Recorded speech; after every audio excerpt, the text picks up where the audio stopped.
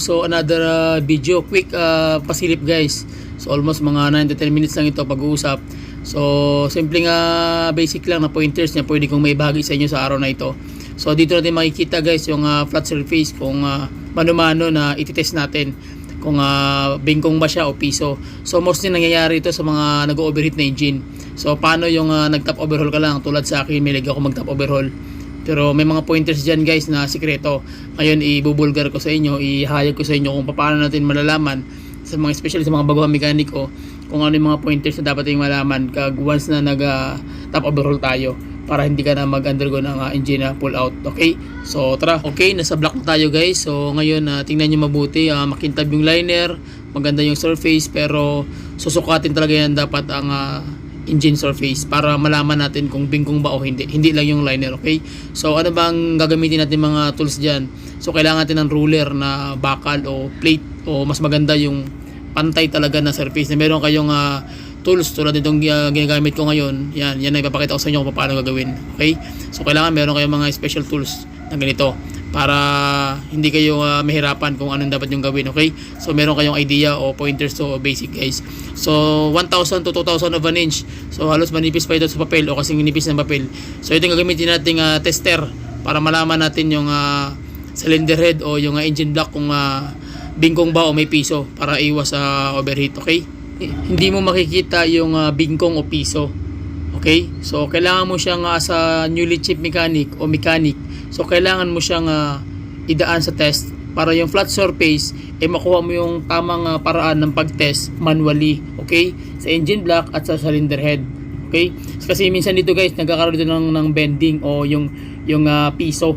So paano kung hindi yan resurface, so tapos kinabit mo na agad, so magkakaroon ka ng problema. Ngayon yung ituturo ko sa inyo, kasi minsan nagkakaroon kasi yan ng overheat kahit na resurface na yung engine, ang cylinder head, tapos ang engine block hindi mo na resurface, tapos kinabit mo lang. So magugulat ka after 1 hour na patakbo ng makina mo, overheat. So nagiging problema.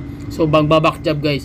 So ano bang dapat gawin? So yung technique na ito, yun na ituturo ko sa inyo na minsan hindi ito tinuturo ng ibang mekaniko, especially ng mga mentor ng mga chief mechanic. So as a chief mechanic o mechanic, so turo ko sa inyo guys. So unahin natin yung cylinder head.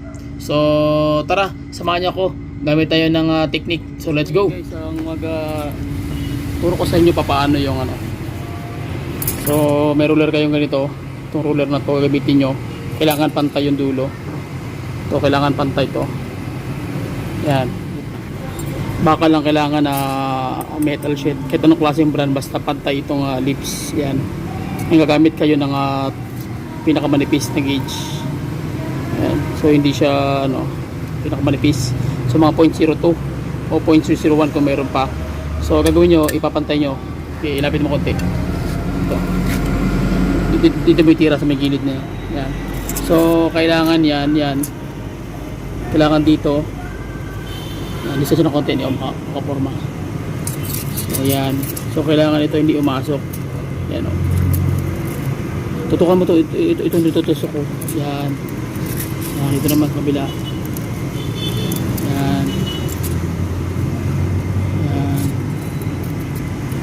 Yan. Okay, so dito naman.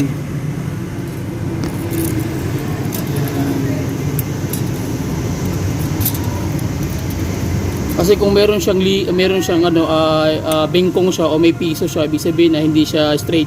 So ang mangyayari yan guys, kaya lalabas tong mo. So papasok yan papasok siya. Ibig sabihin meron siyang kailangan siyang i-reface So pero ngayon kung wala siyang bingkong, so ibig sabihin yan, hindi yan lulusot. So kung may lulusot yan, ibig sabihin bingkong yan. Yan. So ibig sabihin okay siya, setting siya.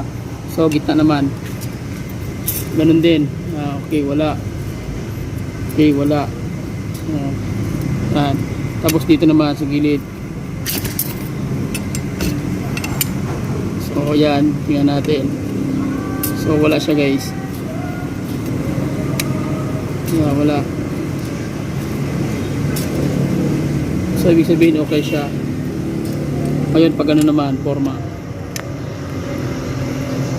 So wala. Ngayon pag ganyan naman, wala. So ganun naman ang forma. Yan, ganyan ako. So wala. So ibig sabihin okay. So ganun naman ang forma.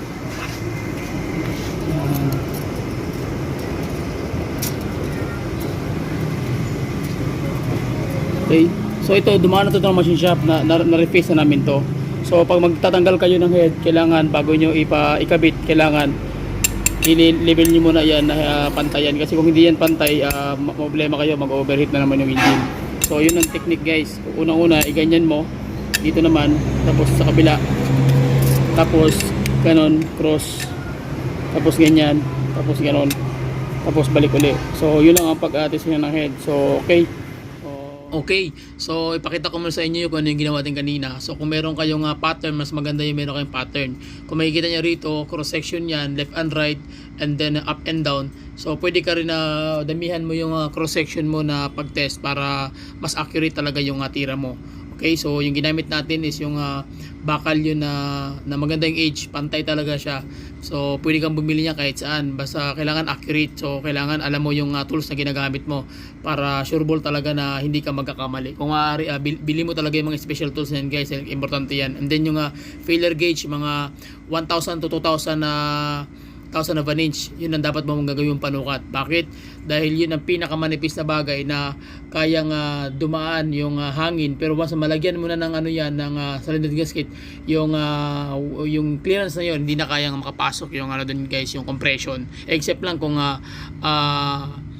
bent o piso yung either engine block mo o yung cylinder head surface. Okay, so ang gawin natin kung ano yung pattern na ginawa natin sa cylinder head, so dako tayo sa engine block, so para makita natin kung ano yung pagkakatira doon. So tara, let's go. Ngayon sa block naman tayo guys, tingnan natin yung sistema ng block, tingnan natin yung liner. Yan, so far makintab yung liner. Okay, so yan, pwede na natin ito lilinisin na natin ito guys. Ayan ba, okay, so walang tama yung liner. I-test na ulit natin yung engine block. Gamit natin yung tools natin na flat edge na metal ruler. So yan, ganun pa rin, cross section pa rin guys. Yan, kabilaan pa rin yan hanggang kung ano yung pattern mo, mas maganda marami kang gagawing pattern para accurate talaga siya. Left and right, gitna, tapos kalagitnaan, tapos left and right ulit.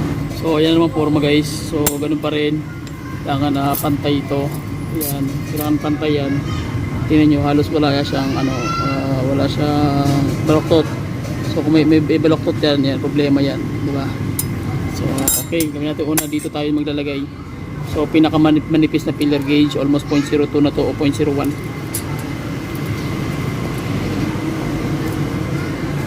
So okay, wala.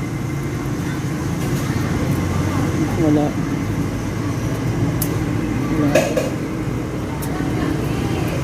So wala.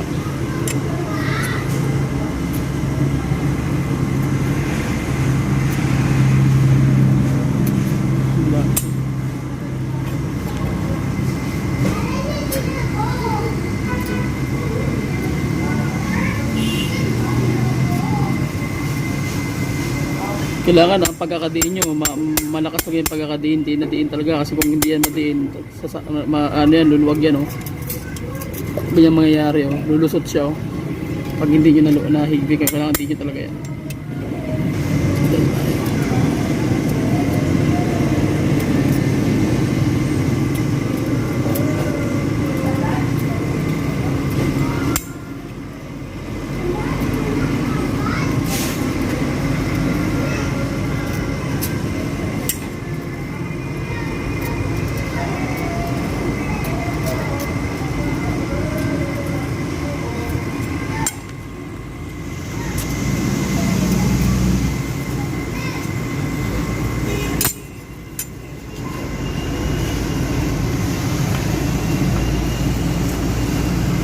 So okay, so ibig sabihin okay yung gawa natin, wala ito, hindi ito siya plain talaga siya guys, hindi dito dumaan sa machine shop, so hindi tayo nagpa-reface nito. Pero pag once na bingkong yan, kailangan mo siyang ipa-reface, okay, para walang sabit yung walang problema. So ito ngayon, pag sa malalaking malaking head na malaking head or block, so gamit ka naman ng mahaba.